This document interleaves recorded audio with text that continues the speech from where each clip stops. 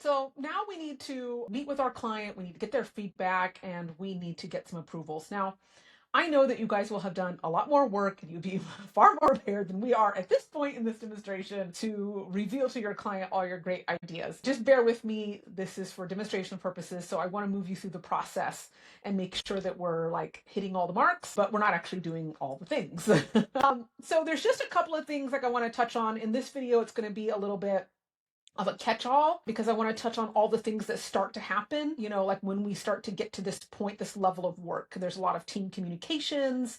We have different people doing different things and keeping everybody in the loop. So tracking our time, there's just a lot of things that start to happen as we start to hit the ground running. So I'm just going to try to touch on all those things here before we move into ordering.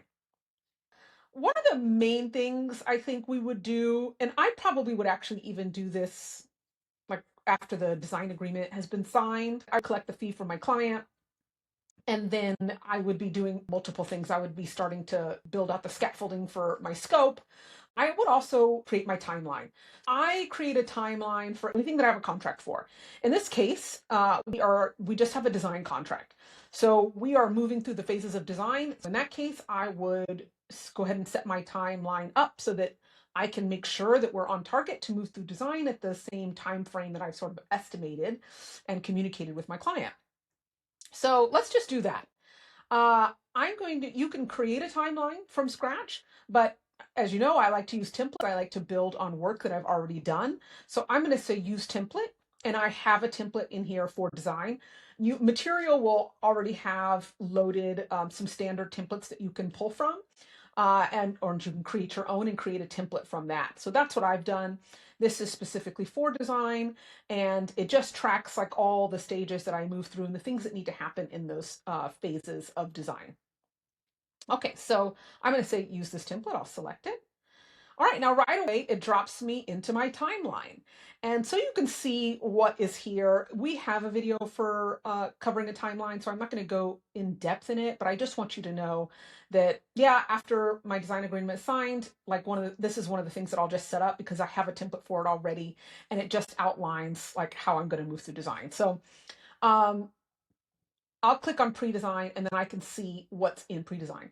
I have a description here so that my team knows like what that's for. And I have a start date. When I use a template, I'll of course set that start date like really intentionally. I won't just drop it in there. Then I have it set up so that it tells me how long I should be spending in that phase. I also have tasks that go with that phase. Basically, I'm out of pre-design once these tasks are all checked off. I need to do these things to get out of pre-design. And it's the same thing for schematic design. I need to do these things to get out of schematic design. One thing I can do in here is actually include like a client meeting. I think that might be a nice thing to do so that that's on my timeline as well. I tend to just go ahead and put them on as their own thing on the calendar. But I should say like a meeting prep so I kind of am aware when I'm approaching that stage. So let's just enter a new task. And let's say client meeting prep. So I think that'll definitely be nice to have that on that list. Yeah. I'm going to leave it in the hands of the project manager. So another thing I'll be doing is I'll be assigning the tasks that go with these phases. Preliminary drawings, I would have that be, well, right now I'm going to have it be my lead designer because I only have these people set up in my system. Space planning, my lead designer. Concept exploration, that's my lead designer. And then the client meeting prep, I'll have my project manager coordinate that. So now my tasks are all assigned. Let's assign the one for as-built. Let's assign as-built to my project manager, city research to my project manager, site research to my project manager, precedent research goes to my designer, client research goes to my designer, initial programming goes to my designer, and design intent goes to my designer. We're basically just getting this thing in shape, like specifically for this project. I'll go into design development and I'll say detailed drawings. That's going to be my lead designer. Product and material specification. That's going to be my lead designer. And design refinement. That's going to be my lead designer. And I'm going to say client meeting prep. Okay, and I'm going to assign that to my project manager. What else do we have? We have pre-procurement. I don't have a procurement person set up in my system yet. I should do that actually. But these would all be assigned to them. So for right now, I'm going to say me. Yeah, it's just me. And this is create and install a timeline for construction or for implementation. So I should be specific about that. Let's edit it and say create, yeah, install timeline. So it does say that. And I'll say to be really clear. So again, I'm only using the timeline for the thing that I have the contract for. And so this timeline would come later down the road. And so this person knows that they have to prep for this. This would actually be my project manager. Order prep and outstanding selections. That was pre-procurement. What about pre-construction? We outsource construction drawing. So I'm going to say my project manager is going to handle that. My project manager is going to handle bidding. My designer is going to handle value engineering. That's always such a sad stage, a sad place to be, but create the construction timeline. My project manager is going to do that. So install timeline and construction timeline are different, but they do overlap. I don't need a client meeting for pre-construction. I have a hold, which is basically, since this is only a design timeline, I have a hold period so that my calendar is aware, my team is aware that there should be time allocated to this. We just don't have the structure set out for it because we don't have a contract for it yet. But we kind of want to know that it should be on the radar. So that is my timeline, and it's just all already set up for me. So I'll just set the start date. And let's just say if I want to push this start date back from where it started, then I'm just going to say it's going to start on the 25th of September. And as you can see, everything else pushed right along with it. And that's because they're already all set up to be dependent on the things before. So all I have to do is just set the start date, and then everything else is already established, which is just fantastic. Now, generally, the project manager is using this screen, this view the most. There's a lot of communications that might come from them on this particular screen. And that's what we're getting into now. It's like how all the team members will communicate with each other. My project manager may want us to know that their selection's due and by a certain date in order for them to be able to move forward. Or I might want to go in and tell the team, I would just, instead of sending out an email or sending out a late night text or scheduled Slack message, I could just enter the information here. Everybody has access to this on the team. And so everybody can know to come to this calendar and to look at this and to be informed.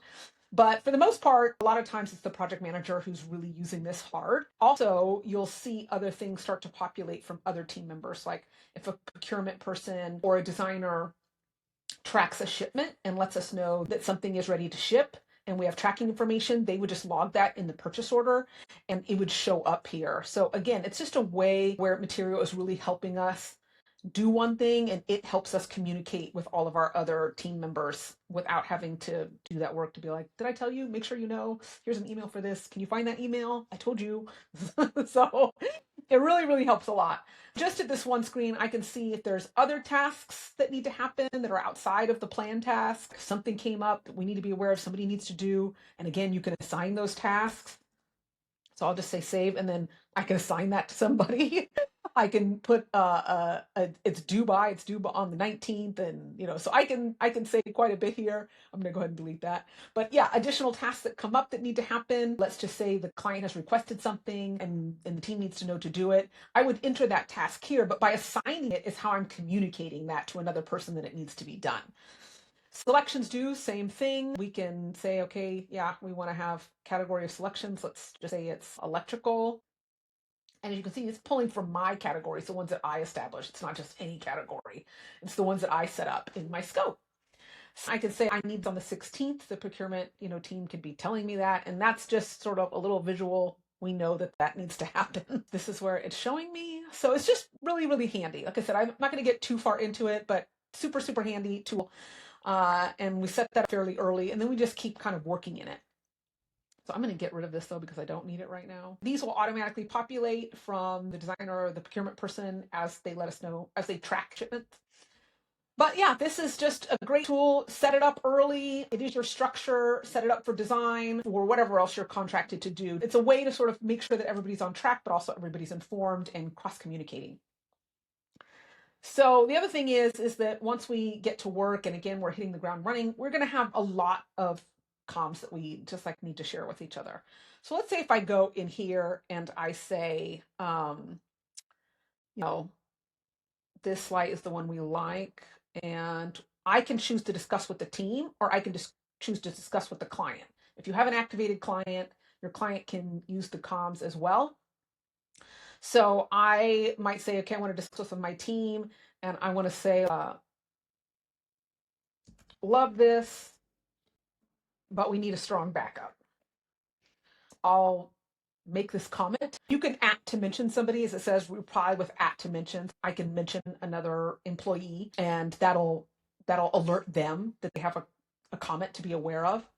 Now, if I want to comment on a specific place in the plan, let's just say right here, let me go over here and let me say, I'm going to go to here and I'm going to say comment.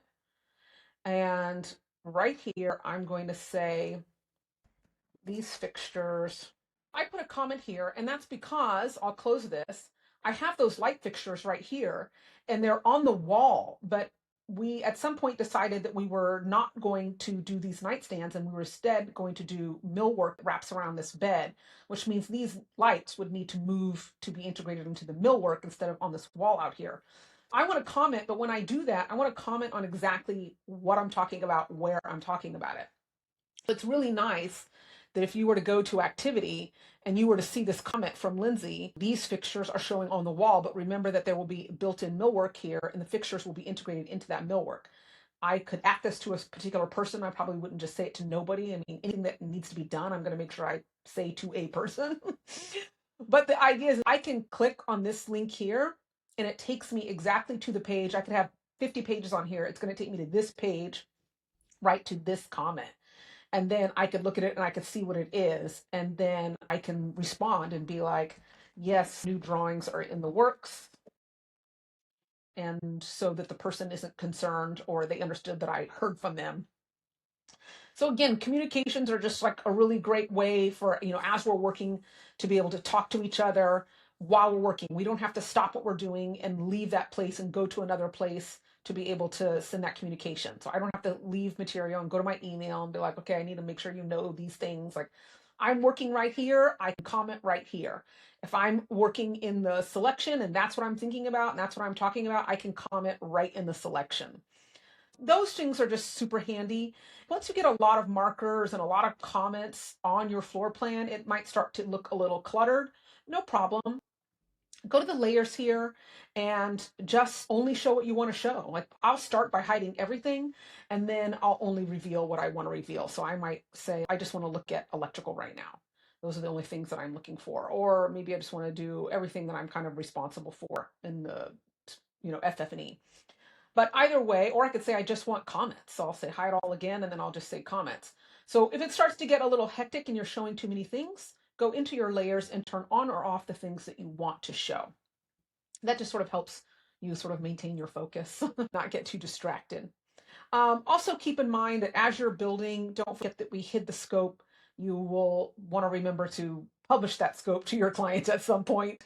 You just go in here and you say publish scope. That's all you do. And that will be revealed to them. You can also hide certain visuals. Let's just say if you're, you don't want your client to see this visual yet. Let me make myself a little smaller here.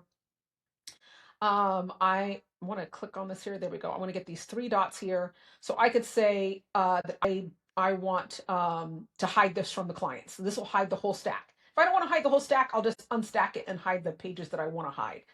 I'm going to hide my inspiration visuals from my client because I'm not ready for them to see that yet. I'm still working and thinking and planning, and I want them to be excited, when I reveal something to them. I don't want them to see a bunch of things that may never make it to the never make it to the finish line. And I could leave the floor plan, but again, you can hide what you want to hide from your client.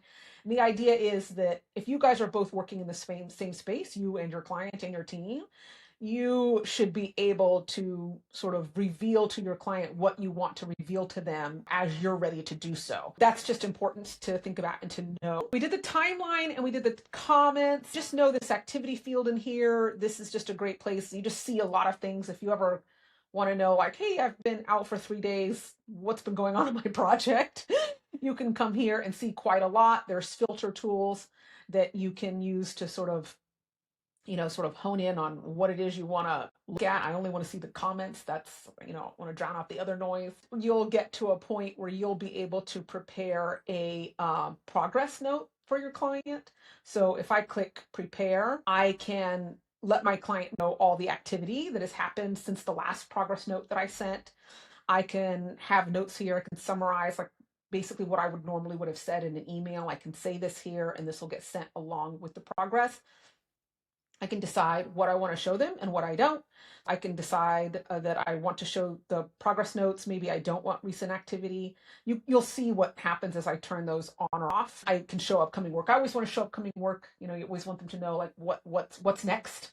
Between this and the timeline, that's what really does that for the client. It gives them context and lets them know sort of where they are, like what's already happened and what's still to come. Showing the timeline to your client is a really great tool. Anything I feel like that keeps us from having to be on the receiving end of a bunch of questions from our client.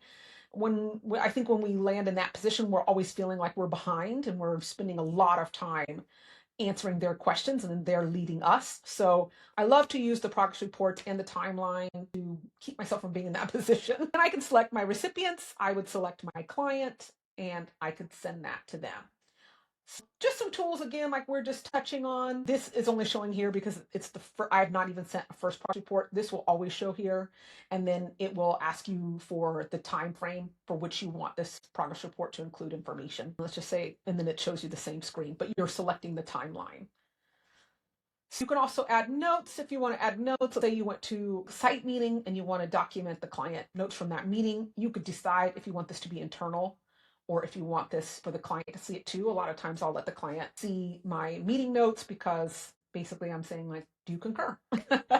So again, great tools for communication. You guys just sort of dig in and start working. You will always be able to see the comments that are your comments, essentially. You can also see all the comments. So right now, I don't have any that are to me. I'm all caught up there. And these are just all the comments that have been made on my project. These are project specific. They're not global. And I can see tasks that are assigned to me. So we assign those tasks in the timeline. This is where I know that I have work to do. This is where they're revealed to me. It tells me that, yeah, I've got work to do. So 2 are for me, but I could also see all the other tasks that have been assigned and that are part of my project. So that's kind of really nice. And just know that when you assign a task, you can actually decide not only who does it, but you can set the due date and you can also tell it to notify you when that's done so that you don't have to think about it. You can really take it off your plate. When done, notify Lindsay. That's great. That way I don't have to think about it. I know that I'll get the notification when it's done. I don't have to chase anybody down.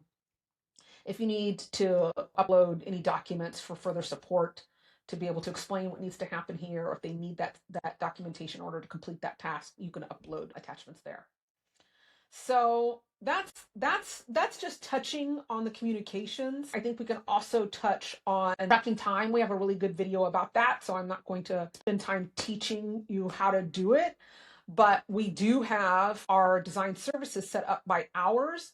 And even though we're billing at the sort of determined rate for our client, which is essentially like a flat fee, I still want to track the time to know if I'm losing money or making money on this estimate.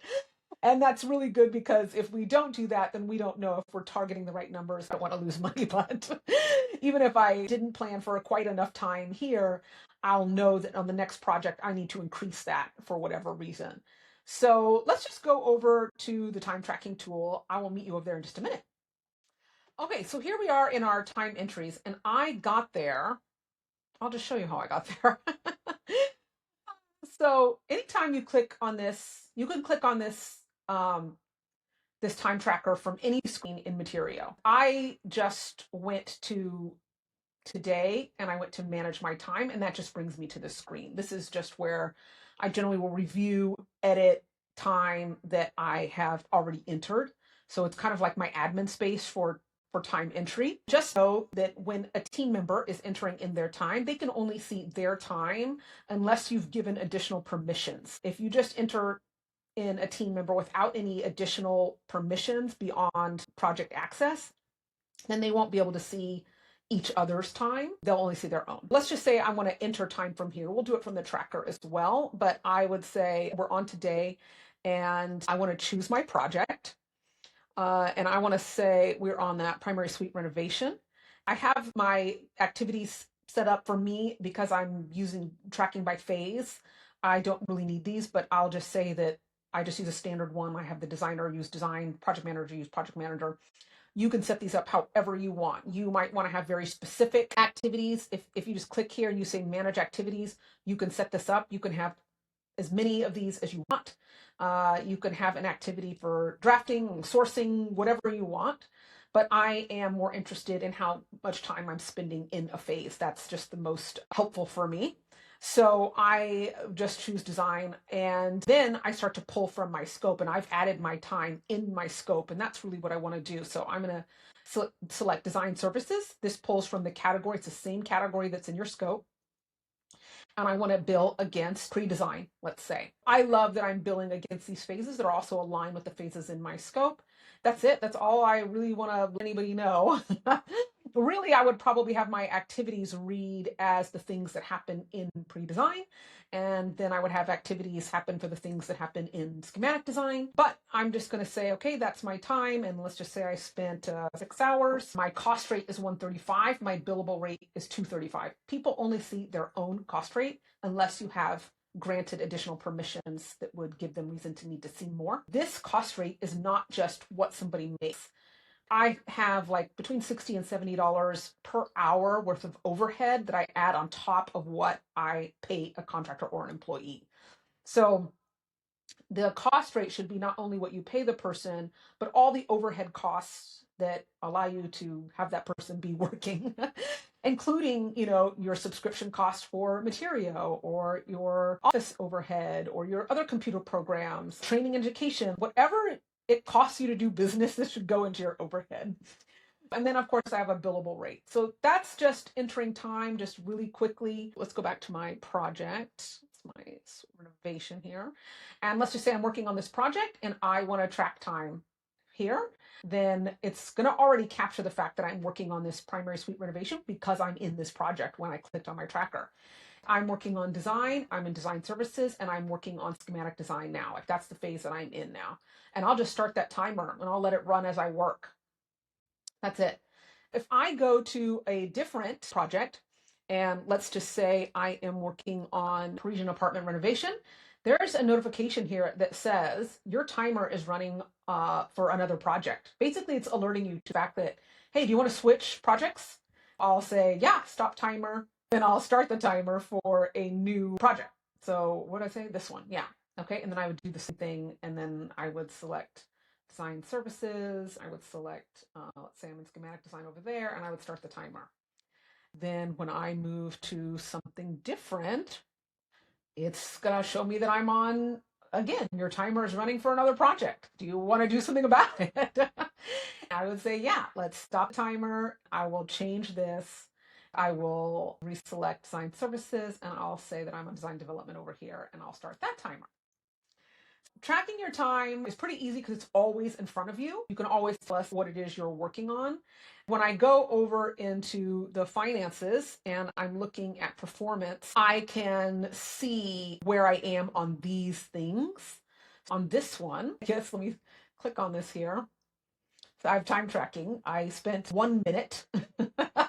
We just switched our timer so quickly, but you can see that I have 1 minute tracked against this in my scope. That's another reason why I like having my phases in my scope, because I can track time against that and I can sort of see where I am on that. So I just wanted to touch on that just so you knew a little bit about tracking time. We have a really good time tracking video. I will actually link that to this video. Let's get back to our project. Primary suite renovation. Here we go. We want to get back to where we are ready to get to that first meeting with our client. We've been having lots of communications with each other, doing a lot of back and forth, a lot of updating this and that. Although I know you do a lot more work and I know everything would be more prepared, there would be so much more showing. I just want to move into a space. We're going to assume that you had an in-person presentation and you've let us know that the client has liked certain things. So we are basically going to assume that we are skipping all the way from pre-design, which we just completed together, essentially, uh, and we're skipping all the way down to pre-procurement. Okay. And so in order to get to pre-procurement, we need to get some things approved. Okay. So getting approvals happens throughout, but it happens mostly at the end of design development. When we're presenting final things, we probably would have been accumulating approvals as we've gone, but at the end of design development, we have like, okay, this is it. This is what it's really going to look like. This is what we're going to move forward on. We're going to jump to that phase of design. Let's go into my selections. There are a couple of things that you can do. Like I said, we're going to assume that you did an in-person presentation and that you came back and that you let us know that certain things that the client liked. If that happens, what we would do is we would actually just go in and we would document this ourselves. What we really like to do is we like to have the client be the one to say what they approve, because then it's documented and it's just legit. So, but we can also approve on behalf of the client. If your client is not activated in the system, you can definitely approve things on behalf of them. You met with them, they told you that this is the that they want, okay? And you're just going to communicate that to the rest of the team by approving it. When you approve it, what you will find is that the first time you approve something, it automatically populates on a auto drafted PO. This is not a PO that's like ready to send. It's just an auto drafted purchase order. Anything that I continue to approve for this one vendor, these things are going to add on to this one purchase order. So right now it has this one on there. I'm going to cancel out. As I approve more things, it'll collect more things. Let's go back over to our selections. In addition to being able to approve things on behalf of your client, you can also send them to your client for approval. And I'll just show you what that looks like. I can click send and I can make sure that all the items that I want to share with my client, these are the options. I am going to assume that all these, yes, I want to send to my client.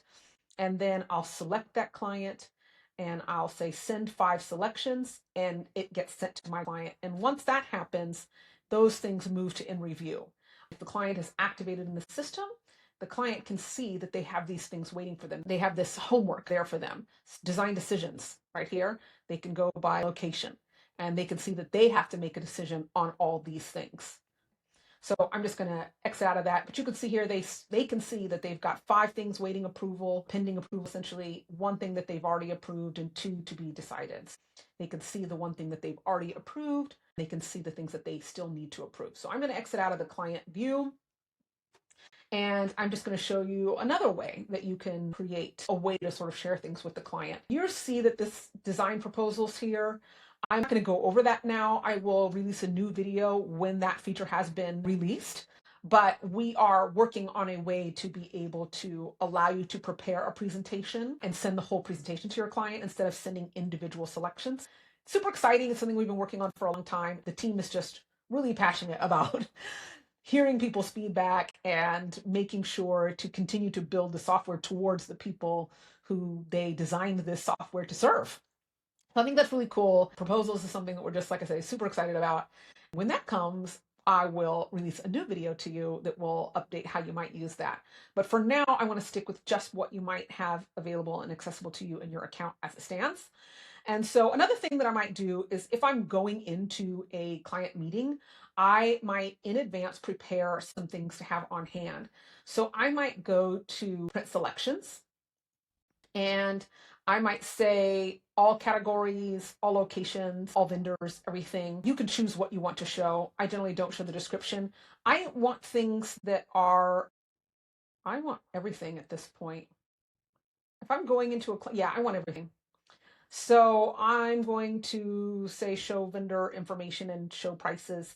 This will be for me. If you're going to give a copy to your client, you might structure it differently. Does I go into that meeting? I want this to be accompanying me. So I'll just click print. Just so you can see what it prints is it prints out a whole list of all those selections.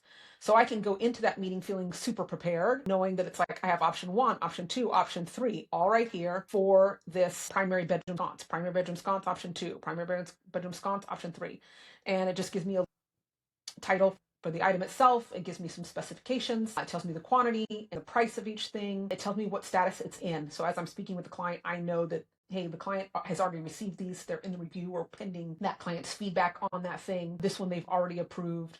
So it's just super nice. And if I have this as a PDF and I'm talking to the client and I'm, in that meeting, I have my computer pulled up, I can just link on this and it'll take me to that item. I've set this up for it to be for my use, but you can very well set it up to be for client use just by what you choose to show on it and what you don't.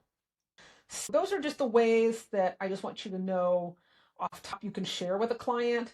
Let's go back to our selections here. We just need to assume some approvals. We are going to get into moving forward with how to process the purchase orders for these things that we approve in the next video. But for now, we're just going to go in and we're going to say, for these things, we had the client meeting, and this is what the client let me know that they have approved. So when I go in to approve this item, what it's doing is it's showing me the other items that have been approved in this space already. The client is seeing that there are other items in the room. It gives them context. I'm going to say that this dresser, the client liked, and they've communicated that to me. I'm going to approve it. All right. And when I approve it, it's going to approve the cost of that item as well as the item itself. Basically, if it's over our estimated budget, the client's approving that at the same time. So I'll just keep going. I'm going to go into this one. As you can see, now I have 2 items in that same room, and the client's going to say, yeah, I want this one. The client told me they liked that one. And I'll keep going and I'll say they want this one. The client likes everything we like. They are totally in sync with us. I'm going to say that they liked this one. I'm going to say that they liked this one. Now I'm going to go in and I want to make some comments to my team. So now I'm going to go in under approved. We've got all these things approved and we're ready to place orders. And because of that, I want to make sure that I'm communicating some things. I'm going to say this one, I want to make a comment on it. So I'm going to go right here and I want to tell my team, client approved in the dark bronze finish. Please update the selection image. I want my team to do that. What I would do is I would go into revise.